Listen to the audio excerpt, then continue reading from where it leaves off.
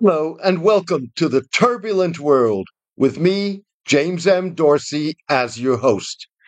US President Donald Trump risks putting relations with Saudi Arabia and other US partners in the Middle East on a knife's edge, sending the region into a tailspin and complicating, if not undermining, negotiations to make the three-phase Gaza ceasefire permanent rather than temporary by advocating the removal to Egypt and Jordan of 1.5 million Gazan Palestinians.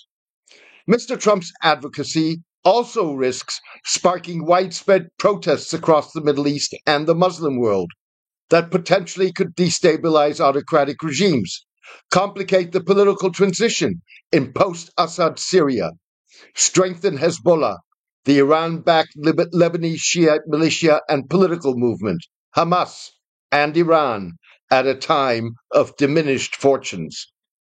Mr. Trump compounded the potential impact of his advocacy by simultaneously lifting the Biden administration's suspension of the sale of 2,000-pound bombs to Israel, exempting Israel from a 90-day deferral of all U.S. foreign aid, and supporting Israel's delay of its withdrawal from Lebanon in accordance with a 2-month-old ceasefire that ended fighting between Israel and Hezbollah. Most immediately, Mr. Trump's bombshell support for the worst instincts of Israeli Prime Minister Benjamin Netanyahu and his ultra-nationalist backers, who have long called for the expulsion of Palestinians from Gaza, could bring to a screeching halt Saudi efforts to entice the president to support the creation of an independent Palestinian state alongside Israel as the resolution of the Israeli-Palestinian conflict. Mr. Trump's advocacy dashes Saudi hopes that his transactional approach to foreign policy, reinforced by the promise of hundreds of billions of dollars in Saudi investment in the United States, would entice him to pressure Mr. Netanyahu to soften his opposition to a Palestinian state. Instead, in remarks to reporters on board Air Force One, Mr. Trump backed Mr. Netanyahu and his ultra-nationalist allies to a degree they could not have imagined in their most fanciful dreams.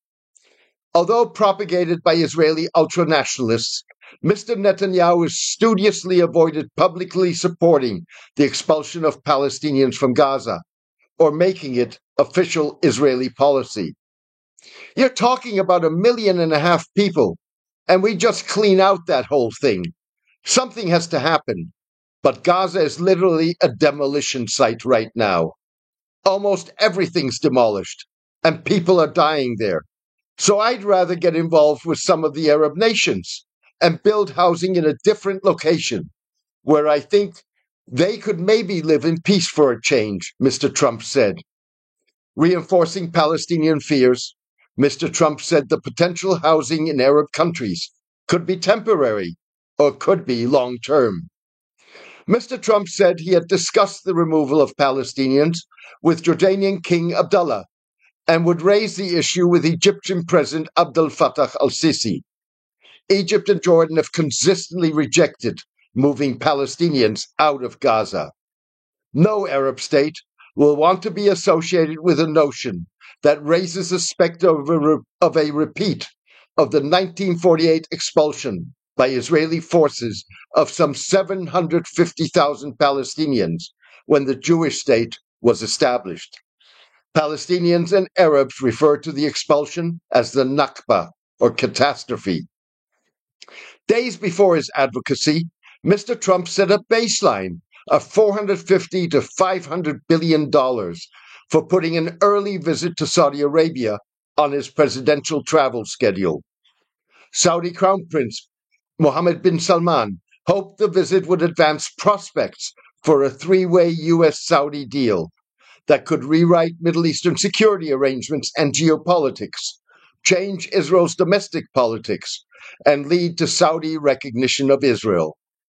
Mr. Trump broke tradition in 2017 when he visited Saudi Arabia rather than the United States' European allies on his first overseas trip as president. He said he would do it again, if he walked away from the kingdom with deals with U.S. companies worth hundreds of billions of dollars. I did it with Saudi Arabia last time because they agreed to buy $450 billion worth of our product. I said, I'll do it, but you have to buy American product. And they agreed to that. If Saudi Arabia wanted to buy another 450 or 500, I think I probably would go there, Mr. Trump said. Eager to lock Mr. Trump in, Mr. bin Salman told the president in his first phone call with a foreign leader since taking office that the kingdom would invest in the United States $600 billion over the 4 years of his presidency, $100 billion more than Mr. Trump had in mind. Not missing a beat, Mr. Trump asked Saudi Arabia a day later to round out the investment to $1 trillion in a video address to the World Economic Forum. Mr. Trump's advocacy of the expulsion of Palestinians could bury prospects of a presidential visit to the kingdom, and with it, Mr. bin Salman's hopes of influencing U.S. Middle East policy on the back of massive investments. Mr. bin Salman conditioned accommodating Mr. Trump's goal of forging Saudi diplomatic relations with Israel on the back of the president's engineering of recognition of the Jewish state by the United Arab Emirates, Bahrain, and Morocco during his first term in office on Israel's acceptance of the creation of an independent Palestinian state. Mr. Trump's advocacy of a removal of Palestinians from Gaza relegates the notion of a Palestinian state to the dustbin and risks radicalizing Saudi, Arab, and Muslim public opinion at a time that much of the region favors a two-state resolution of the Israeli-Palestine conflict, involving the creation of a Palestinian state alongside Israel. A recent poll in 7 Arab countries that included Palestine but not Saudi Arabia suggested Arab public opinion, despite watching the horrors of the Gaza war unfold on their screens, would accept a Palestinian state next to Israel, even if many reject recognition of the Jewish state. A separate poll surveying Palestinians in Gaza and the West Bank showed a majority favoring a negotiated resolution of the Israeli-Palestinian conflict. The polls preceded Mr. Trump's advocacy of the removal of Palestinians from Gaza.